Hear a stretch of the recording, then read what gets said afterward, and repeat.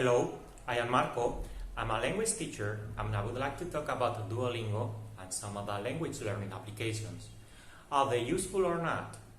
Are they going to kill teachers or not? Let's see. So first, some basics about Duolingo. The company was founded in 2011, 11 years ago, 12 years ago, sorry. And it currently offers services in more than 40 languages. You can learn more than 40 languages in the current application. It has more than 500 million users. The number is going up, going up, going up every year. And it uses a premium model. That means that it's free with ads, and if you want to skip ads and to have some advantage skills and tools, then you have to pay for it. Furthermore, the success of this application has pushed it into another fields. So we have Duolingo for learning mathematics for children especially. They have also launched language tests, specifically English tests, official, not official, but I mean their own tests that are becoming to be admitted in some universities and some other institutions. But at the same time, as with many other things, there is a controversy about Duolingo. Is it useful or not? So some studies say that it is useful. Some other studies say that it is not. Honestly, I've been working in the academia for many years. I'm a researcher and I don't trust most of the scientific reports and studies I read. Not most of them, but many of them. Why? Because many times their results depend on the funder.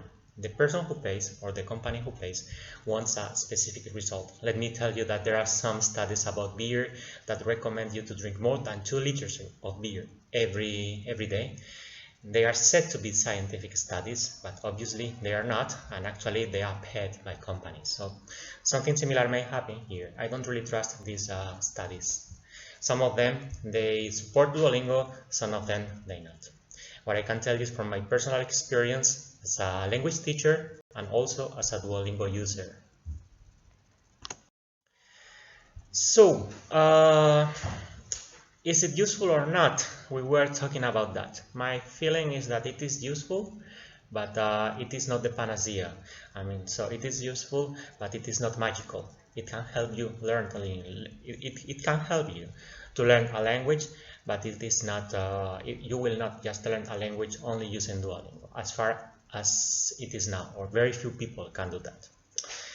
So I would like to say also that this kind of application of new technologies, and especially on smartphones, they are affecting most of the jobs nowadays. As you know, some jobs are totally disappearing. The bankers and the bank sector, they already know most of branches or many branches have disappeared because of the influence of new technologies and so on. CD makers too, music has changed. So obviously new technologies also affect learning specialists and learning jobs. But still, for learning, and specifically for learning languages, you need a human environment. Language is social, is communication. Communication is social, is human. You need people to talk to. I mean, you cannot talk to a screen forever.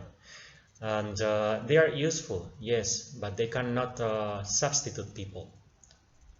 In other words, what I want to say is that using these methodologies or using these applications, these tools, will decrease the number of lessons, the number of human presence you need. So if you want to learn the grammar, if you want to do the exercises, you don't need a teacher anymore. But if you want to talk and you want to communicate, you need him. And sometimes you need a personalized learning. So the basic idea that I want to defend here is that it's not a magical tool, but it is a useful tool. The basic idea I want to defend here is that Duolingo and language learning applications will not kill teachers, but the number of hours students need to learn a language in front of a teacher will decrease. So it will not kill teachers. Teachers are still necessary, but less time. So in some way, they also kill teachers slowly. But but they are still necessary. This is like the contradiction of the topic here. Interestingly, in March 2023, Duolingo has launched a new service offering chat GPT services into language learning, and it is called Duolingo Max. It has been launched just 1 week ago, and it's not free. You have to pay around $30 per month for it. So it changed everything. I think it allows applications and it allows new technologies to offer a personalized learning, but it's not free. Let's see how it continues. So, I don't think that Duolingo or any other application can kill teachers, can make teachers disappear, can be a substitute for human teaching and human learning. I mean, language is communication, and communication is about humans. Still, machines cannot get to that point, although they are improving more and more.